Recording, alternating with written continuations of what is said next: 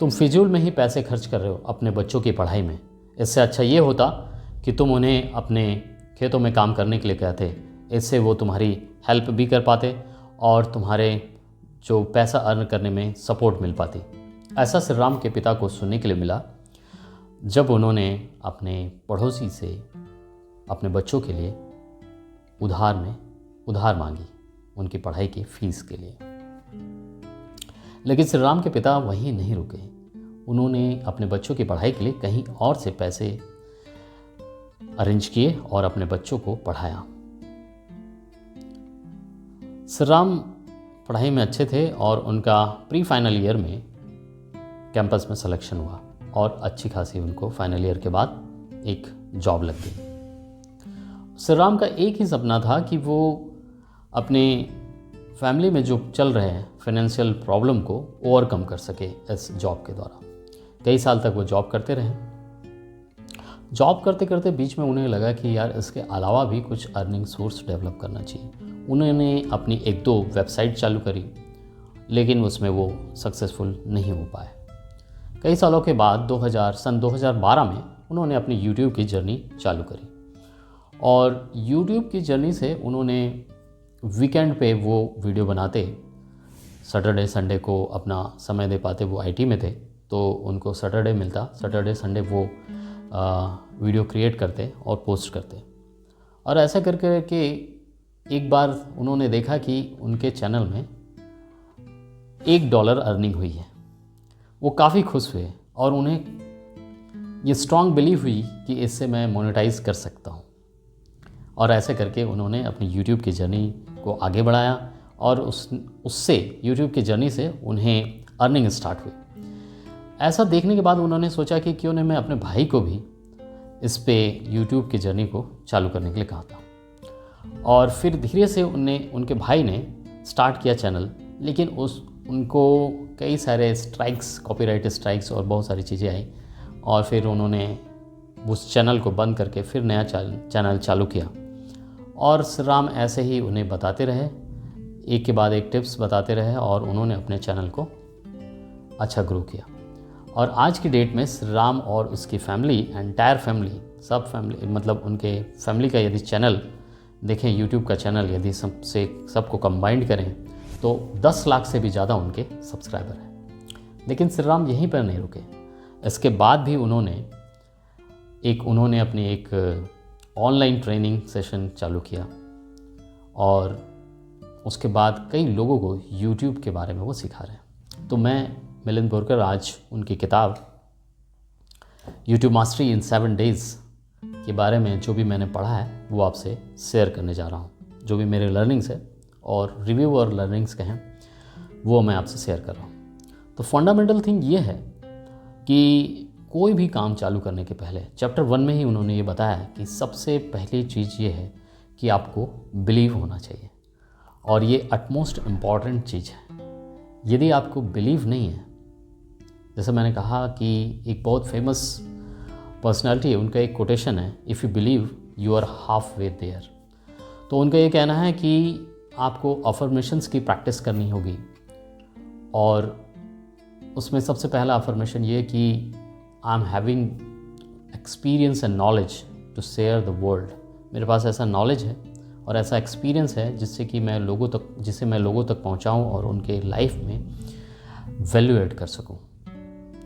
तो ये फंडामेंटल है। और एक बहुत फेमस बॉक्सिंग चैम्पियन रह चुके मोहम्मद अली, उनका भी यही कहना है कि आपको अफर्मेशंस की प्रैक्टिस करनी चाहिए। मतलब बिलीव की प्रैक्टिस, जब तक आप अफर्मेशन की प्रैक्टिस करते हैं तो ऑटोमेटिकली वो अफर्मेशंस जो है और आप उसके बेस पे एक्शन लेना चालू करते हैं तो डेफिनेटली आप लाइफ में ग्रो करने चाहते हैं। जिस फील्ड में आप काम कर रहे हैं उसमें ग्रोथ लेना चाहते हैं।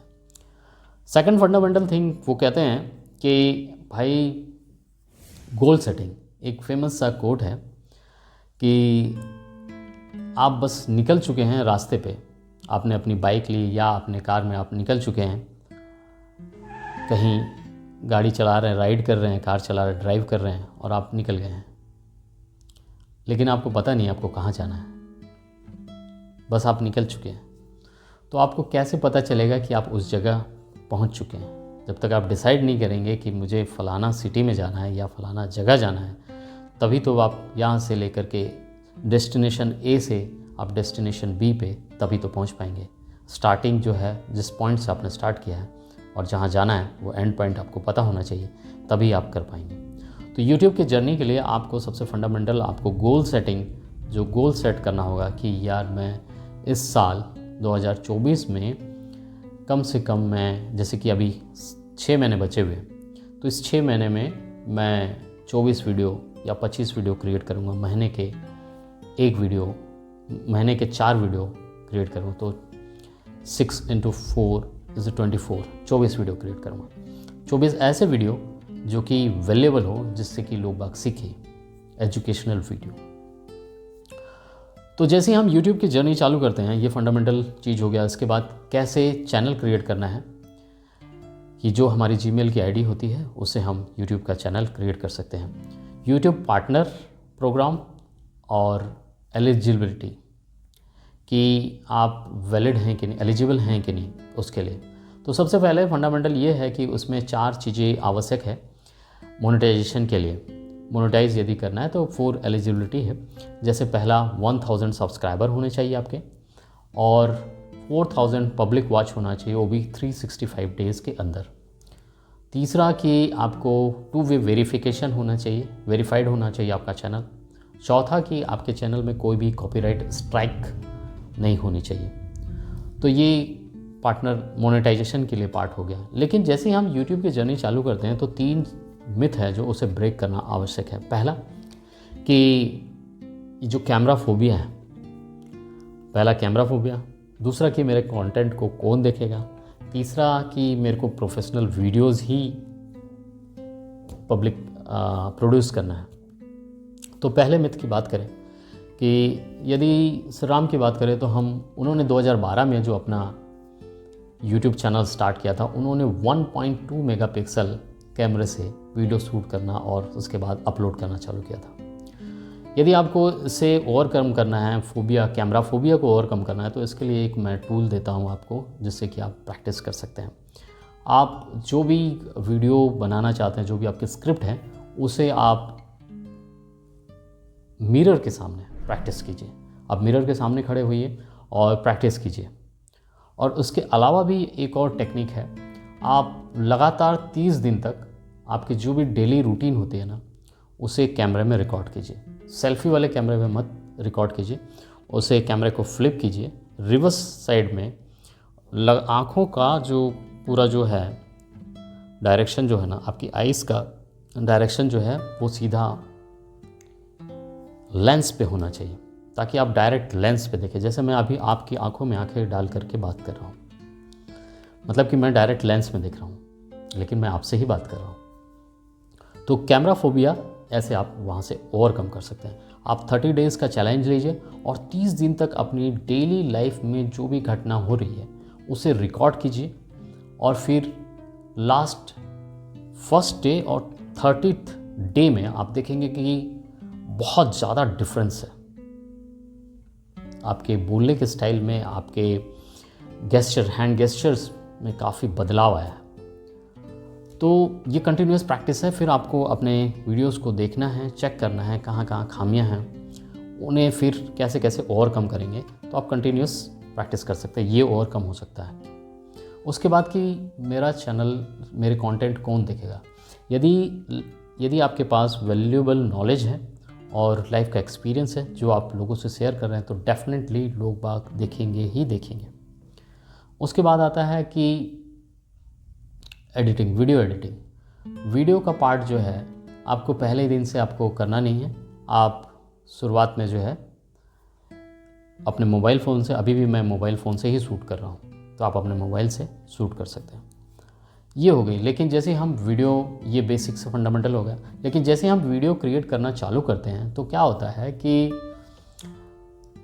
है कि हमें, यदि कोई फेसलेस वीडियो बनाना चाहता है तो उसको वीडियोस की रिक्वायरमेंट होती है, फ्री वीडियो, जो कॉपीराइट फ्री वीडियोस की रिक्वायरमेंट होती है, कॉपीराइट फ्री इमेजेस की रिक्वायरमेंट होती है। तो ये, और बैकग्राउंड म्यूज़िक की रिक्वायरमेंट होती है। ये चैलेंजेस मैंने भी फेस किया।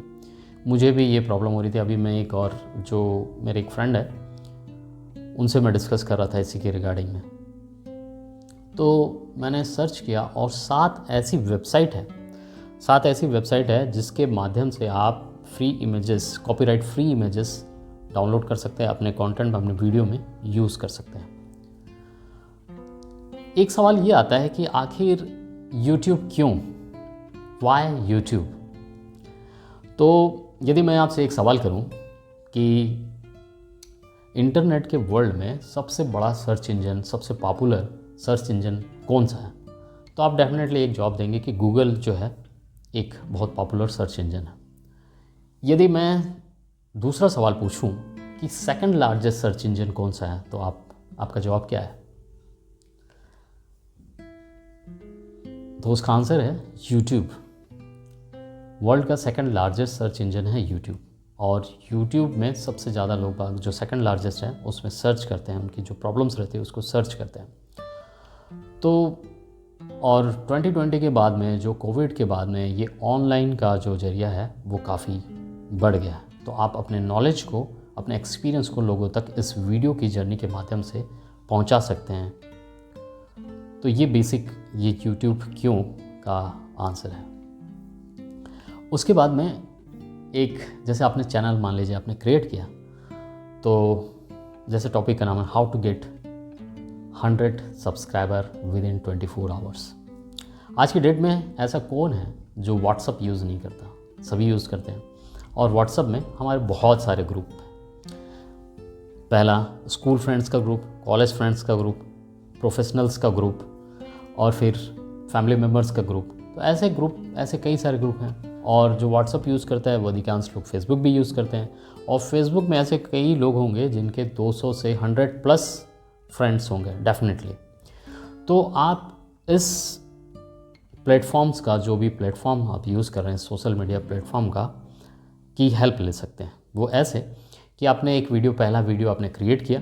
पहला वीडियो क्रिएट करने के बाद में आप क्या करेंगे कि आपको इन 100, जो भी आपके 100 लोग हैं जो आपके कनेक्शन में, इनको एक पर्सनल मैसेज लिखना है। सिंपल सा एक मैसेज लिखना है कि भाई मैंने अपना यूट्यूब का चैनल स्टार्ट किया है, मैं अपने पैशन को फॉलो कर रहा हूँ और अपने पैशन को यूट्यूब के माध्यम से, वीडियो के माध्यम से लोगों तक पहुँचा रहा हूँ। ऐसा करके आप पर्सनल मैसेज लोगों तक पहुँचा सकते हैं। और इससे नो डाउट आपकी बॉन्डिंग कितनी है, लोगों से कितने पहचान है, आप डेफिनेटली ये 100 सब्सक्राइबर 24 घंटे के अंदर में आप गेन कर पाएंगे। अब वीडियो मेकिंग रेसिपी क्या आना चाहिए, उस पर बात कर लेते हैं कि सबसे फंडामेंटल इसमें 3-4 चीज़ें आवश्यक हैं। पहला है कि स्टार्टिंग में हुक होना चाहिए, आपका आइडिया जो है वैल्यूएबल होना चाहिए, और लास्ट एंड में आपने जो भी वैल्यू ऐड किया है उसके बारे में आपको फीडबैक लेना है अपने जो भी वीडियो देख रहे हैं उनसे, आपके सब्सक्राइबर या जो भी वीडियो देख रहे हैं उनसे। तो फंडामेंटल ये है कि एक बहुत फेमस पर्सनालिटी है, 1 मिलियन सब्सक्राइबर, उनकी किताब है। उनका कहना है कि पहले शुरुआती फर्स्ट 0 से लेकर 30 सेकंड का जो इंटरवल रहता है उसमें आपको अपनी ऑडियंस को हुक करना आना चाहिए। दूसरा, उसके बाद आपको जो कंटेंट है, जो भी आपका टाइटल है, वो वैल्यूएबल होना चाहिए। आपके कंटेंट में दम होना चाहिए, वैल्यू होनी चाहिए, ताकि ऑडियंस देखे। और उसके बाद लास्ट में आप उनसे फीडबैक मांगे और कमेंट करने के लिए कहें, और उसके बाद में अपने चैनल को सब्सक्राइब करने के लिए कहें। तो ये फंडामेंटल चीज़ें हैं। समराइज़ करें तो सबसे पहला, यदि मैं इस वीडियो को समराइज़ करूं, इसका जिस्ट ये है कि सबसे पहला चीज़ है कि हमें बिलीव होना चाहिए। दूसरा कि गोल सेटिंग होनी चाहिए, और हमारे जो मिथ है उसे निकाल बाहर करना चाहिए, और कैसे 24 घंटे के अंदर, 24 आवर्स के अंदर में हमें 100 सब्सक्राइबर गेन करने चाहिए। और यदि आप 3 महीने के भीतर में 1000 सब्सक्राइबर करना चाहते हैं तो श्रीराम बेनूर की ये किताब यूट्यूब मास्टरी इन 7 डेज़ को खरीदिए, पढ़िए और इसके लेसन्स को अप्लाई कीजिए। श्रीराम ये कहते हैं कि आप 7 दिन में इस किताब को पढ़ लेंगे, लेकिन इसको इम्प्लीमेंट करने के लिए, इन लेसन्स को इम्प्लीमेंट करने के लिए टाइम लगेगा, निश्चित ही टाइम लगेगा। तो इसका लिंक मैं डिस्क्रिप्शन में दे दूंगा, इस किताब का लिंक आप वहाँ से परचेस कर सकते हैं। और कुछ वेबसाइट्स का लिंक मैं दे रहा हूँ जिससे कि आप फ्री इमेजेस और वीडियो ले सकते हैं अपने कंटेंट के लिए। Thank you so much for watching me. Signing out, Milind Borkar. Till we meet again. Thank you, thank you, thank you, thank you.